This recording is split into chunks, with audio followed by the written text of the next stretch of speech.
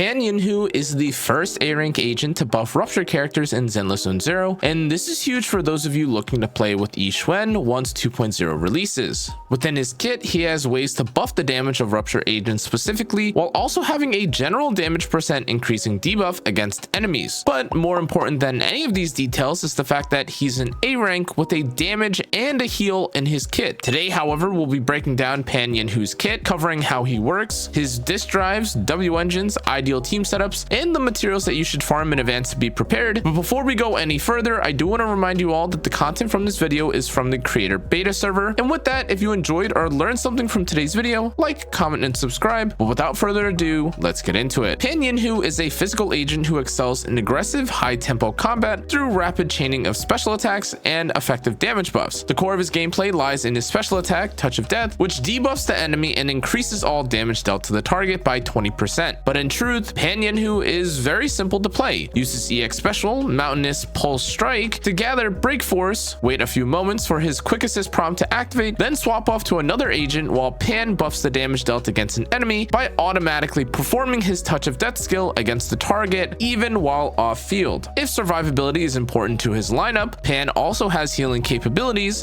and after he uses his ultimate, Pan deals physical damage and simultaneously heals the entire squad for 820 up to 1060 HP, and applies a healing overtime effect on all agents, restoring 1.4% HP per second for 8 seconds. Now let's dive into Pan Yinhu's mechanic and kit. As a reminder, this section is a brief explanation and summarization of Pan Yinhu, with a more in-depth look coming soon once his guide is released. First, however, let's start with Pan Yinhu's core passive. When Pan Yinhu's EX special attack, Mountainous Pulse Strike, hits an enemy and activates his Quick Assist, the next agent who enters the field via Quick Assist will receive the Meridian Flow effect. This grants a sheer force buff equal to 18% of Pan Yinhu's attack for 25 seconds, with a maximum cap of 540 sheer force points. As for Pan Yinhu's additional ability, if another character in your squad is a rupture agent or belongs to the same faction, the following occurs. When Pan Yinhu strikes an enemy with Touch of Death, the enemy is inflicted with the depleted chi effect, which increases all damage dealt to the target by 20%. Each hit from Touch of Death applies the depleted chi effect for 10 seconds, and while the effect doesn't stack, consecutive hits on the same enemy will refresh its duration. Plain and simple, this is the main focus of Pan's kit aside from the EX special, aside from the core passive buff that he provides. Pan Yinhu's basic attack is plain, simple, but honestly not really even worth using. In short, he strikes the enemy dealing physical damage, but this isn't an attack that you would likely use. Now regarding his EX special, this is where most of Pan Yinhu's value comes from, so let's break this down into parts. First, his EX special delivers a strong forward strike that deals physical damage, and activating this attack grants 3 break force points upon casting. When it hits an enemy, it triggers the Quick Assist of the previous squad member, and this of course is his goal, as this is how he buffs his team. As mentioned earlier, agents who enter the field through this Quick Assist will receive the sheer force buff granted by his core passive, but as a side note, this effect increases the swapped agent's sheer force by 18% of Pan Yinhu's attack for 25 seconds, but in terms of the actual sheer force value, this can only reach a maximum of 540 sheer force points, meaning that you'll need 3000 attack if you want to cap this out. Interestingly as well, after being switched out, Pan Yinhu will remain on the field and automatically use his special attack, hitting the enemy 3 times and using his break force stacks. This will also activate his additional ability if Pan Yinhu is paired with a rupture agent or an agent in his faction, so keep this in mind when playing him. Now, since this EX special attack, as earlier mentioned, will automatically use Touch of Death, it also means that this will automatically apply the depleted chi effect that increases damage dealt. As a result of this means that just using his EX special and swapping out to another agent is really all that he needs to do to gain max value as an agent. Now, before we move from his EX special, I do want to make a special mention regarding the sheer force threshold, and although it is valuable to reach the maximum sheer force value in his kit, keep in mind that it is fine at times to not max this out, as missing a few points or a few percent is not the end of the world. Rather, it's just that in terms of priority, if you were going to build a stat, that's the stat that will take priority so that you can reach the maximum value. Now, truthfully, just like his basic, his assist and dodge related abilities are pretty standard and unnoteworthy, since, again, Pan Yinhu does achieve most of his goals just by pressing his EX special attack. To really no one's surprise though, Pan's chain attack also shares a similar fate, as it honestly doesn't really provide much to the team either, and also has a long animation. Pan's ultimate, however, is interesting as it does provide him with the ability to heal allies. Now, this as a concept is pretty rare in ZenlessZoneZero currently. Despite this, the only mode that currently cares about health is the Endless Battle Tower. However, with the new miasma mechanics set to release in 2.0, it is possible that the team-wide damage effect applied from taking too much miasma will also become relevant or require you to heal or manage your health pool more efficiently. That said, we'll just have to wait and see how relevant this feature will be when it comes to affecting health management. At this current time, however, I do believe that the healing is something that's more relegated towards Battle Tower as opposed to other modes. Before I break down the findings from my experimenting and research, let me once again explain the format of my testing. First, despite Pan Yinhu's 20% team-wide buff from his additional ability, it only activates if its condition is met. As a result, without XUAN, not only is the rupture buff wasted, the damage increase doesn't even apply either. Because of this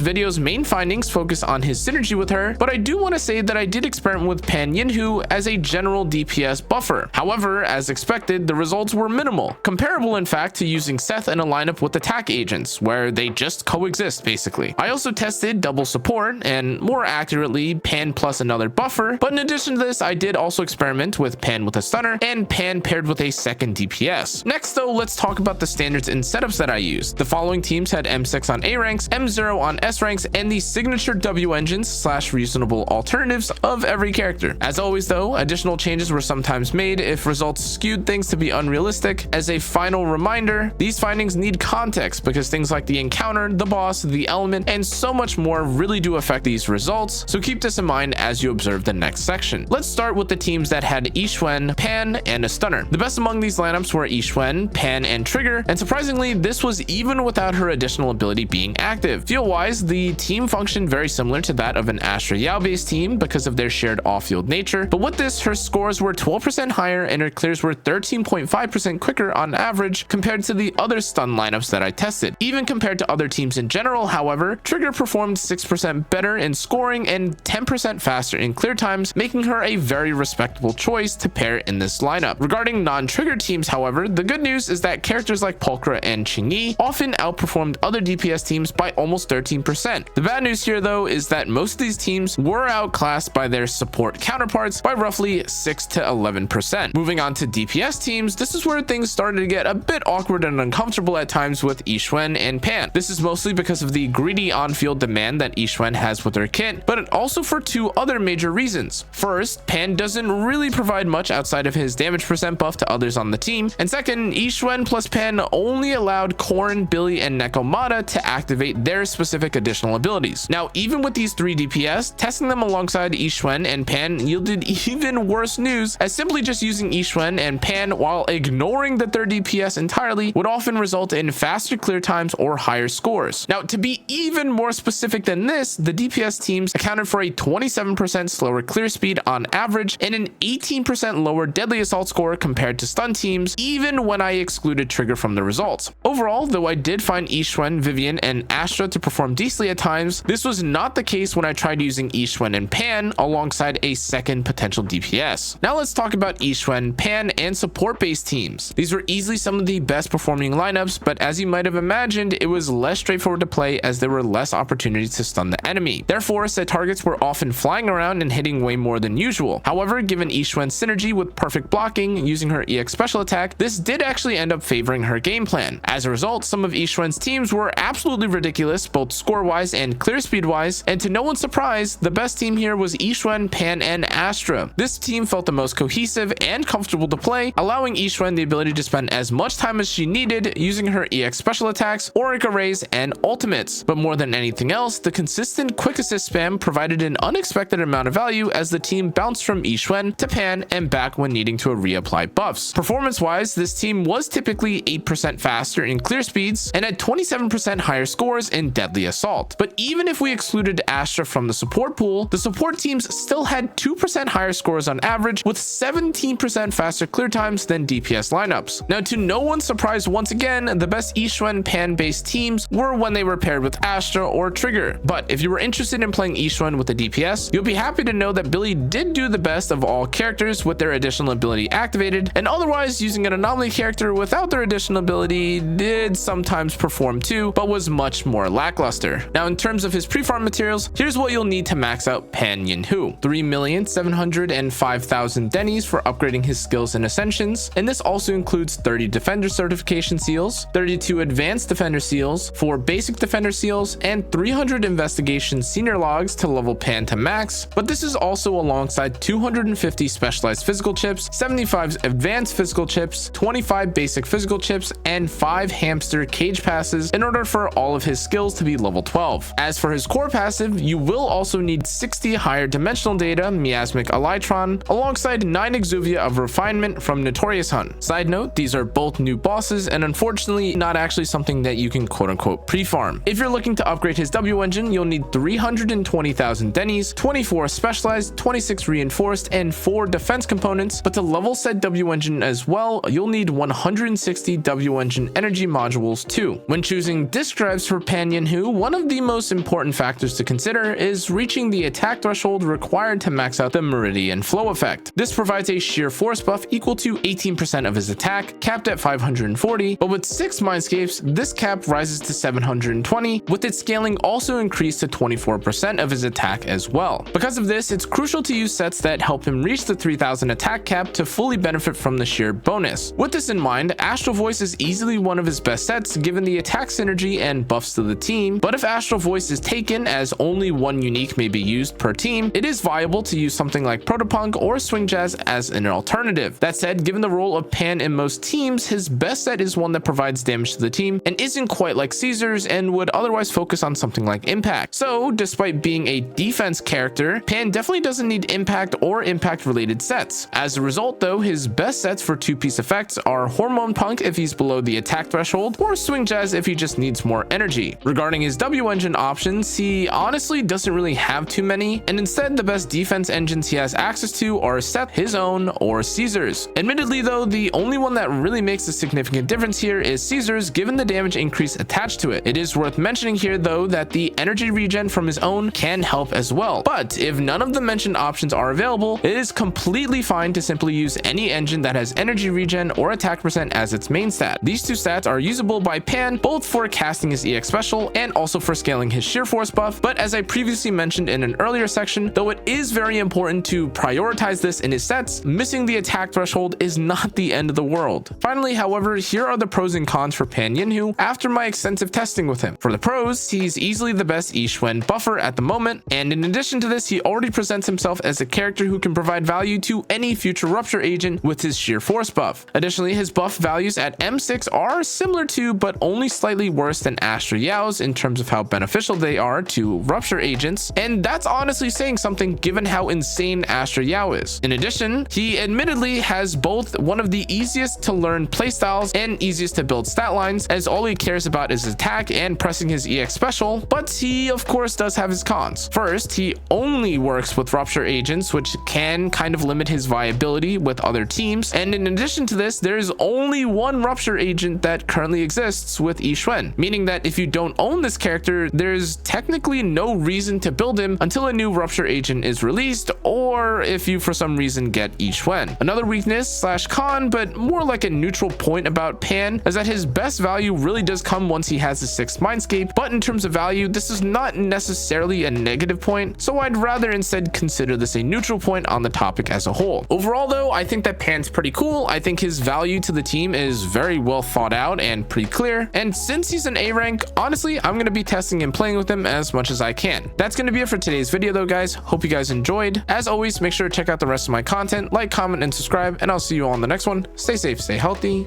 Good night.